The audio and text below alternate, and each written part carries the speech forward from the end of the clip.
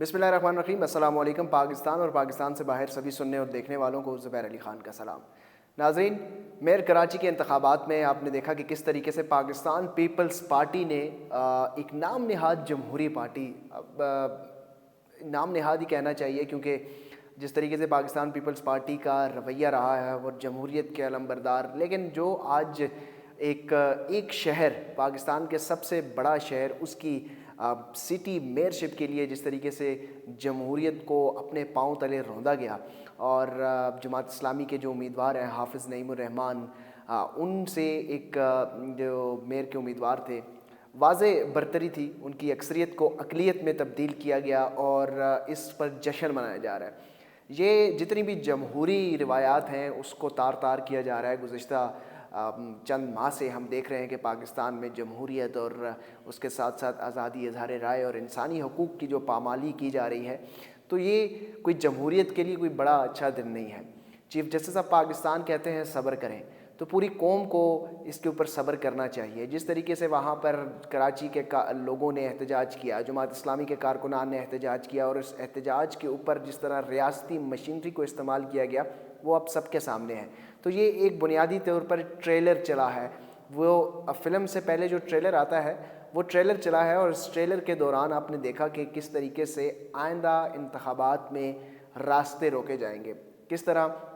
अवाम का जो मैंडेट है उसके ऊपर डाका डाला जाएगा, अवाम के मैंडेट को, जमहूरियत को पांव तले कैसे रौंदा जाएगा। ये एक पूरी तैयारी के साथ एक नया प्लान है, और उसके साथ साथ आपने उसका ट्रेलर जो है वो देख लिया है।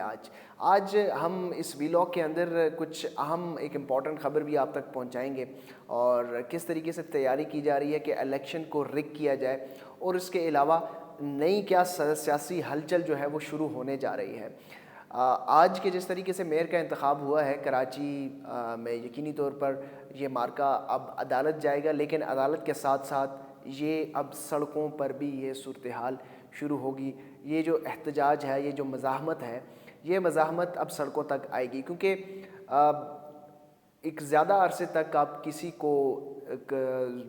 ज़ोर ज़बरदस्ती करके आप किसी को अंदर नहीं रख सकते। ज़्यादा देर तक आप लोगों के जो हकूक़ हैं उनको सल्ब नहीं किया जा सकता। बिलाखिर आपने जितने भी फ़रीक़ैन हैं उन्होंने एक ऐसे पॉइंट तक जाना है जहाँ के बाद फिर हल वही होता है, जहाँ वही हल होगा जो हर मसले का हल है, और वो मसला जो है, वो हल जो है वो वही डायलॉग्स हैं। वो डायलॉग्स कब शुरू होंगे, उस डायलॉग तक पहुँचने तक कब तक कितना नुकसान होगा, ये असल जो है वो सेंस करने की ज़रूरत है इस वक्त कि कितना मुल्क को नुकसान पहुँचाने के बाद उस डायलॉग की तरफ जितने भी पाकिस्तान के मुक़्तदर हलके हैं, चाहे वो सियासतदान हैं, पॉलिटिकल पार्टीज़ हैं, ब्यूरोक्रेसी है, या उसके साथ साथ इस्टेब्लिशमेंट है, तो क्योंकि ताकत का जो मंबा है, ये सारे वो लोग हैं जो ताकत का मंबा हैं, और इन लोगों ने ही बिलाखिर जो है वो कोई डायलॉग्स करने हैं। तो इस हवाले से कुछ अहम मालूमात जो हैं वो आप तक शेयर करनी थी। चेयरमैन नादरा गुज़िश्ता रोज़ जिस तरीके से उन्होंने इस्तीफ़ा दिया, और आपको पता है कि चेयरमैन नादरा के ऊपर हमने 2 वीलॉग्स किए, और इस्तीफ़े से पहले एक दिन हमने आपको बताया था कि उनके ऊपर शदीद दबाव है कि वो मुस्ताफ़ी हो जाएं।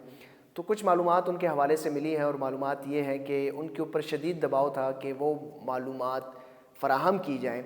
जिसके हवाले से वोटर लिस्ट में कुछ ऐसी रद्दोबदल की जाए, वोटर लिस्ट के अंदर ऐसी तब्दीलियाँ की जाएँ कि जो 11th आवर पे वोटर को पता ही ना चले कि मेरा वोट कहाँ पर है। और वोटर लिस्ट के साथ साथ कुछ ऐसी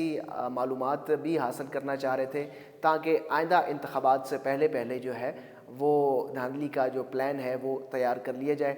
और इसके साथ साथ मुस्लिम लीग नून गवर्नमेंट की भी काफ़ी ज़्यादा दबाव था, और मुस्लिम लीग नून की हुकूमत के ऊपर भी बहुत ज़्यादा दबाव था। चेयरमैन नादरा की तब्दीली जो है वो उसको बड़ा इम्पॉर्टेंट और सिग्निफिकेंट रोल के तौर पर देखा जा रहा है कि जो आइंदा आने वाले चेयरमैन होंगे वो किस तरीके से पूरे इदारों को लेके चलेंगे, क्योंकि इंतखाबात से पहले नादरा और इलेक्शन कमीशन का रोल जो है वो इंतहाई इम्पॉर्टेंट होगा कि वो आइंदा आम इंतखाबात में क्या रोल प्ले कर सकते हैं। इसके अलावा आपको बताते चलें कि जो सियासी हलचल इस वक्त होने जा रही है वो सियासी हलचल ये है कि एक तरह से پاکستان تحریک انصاف تو ایک دیوار کے ساتھ لگا دیا گیا تھا، کارنر کر دیا گیا تھا، لیکن اب جماعت اسلامی بھی جو ہے وہ کارنر ہو چکی ہے۔ اس کے علاوہ بھی کچھ جو چھوٹی چھوٹی جماعتیں ہیں ان کے اندر بھی یہ تحفظات اب پائے جا رہے ہیں کہ یہ جو کچھ ہو رہا ہے یہ سیاسی جماعتوں کے لیے کسی ایک سیاسی جماعت کو ٹارگٹ نہیں کیا جا رہا، بلکہ یہ اوور آل پورے ایٹماسفیئر جو ہے وہ سیاسی جماعتوں کے لیے کوئی حوصلہ افزا یا سازگار ماحول نہیں بن رہا۔ تو اس حوالے سے اب آہستہ آہستہ صورتحال جو ہے وہ تبدیلی کی طرف بڑھے گی، اور کچھ جمہوریت کے حوالے سے جن لوگوں کو کچھ ریزرویشنز ہیں وہ مزید بڑھیں گی، اور آئندہ آنے والے دنوں پہ آپ دیکھیں گے کہ کچھ احتجاج کی طرف معاملہ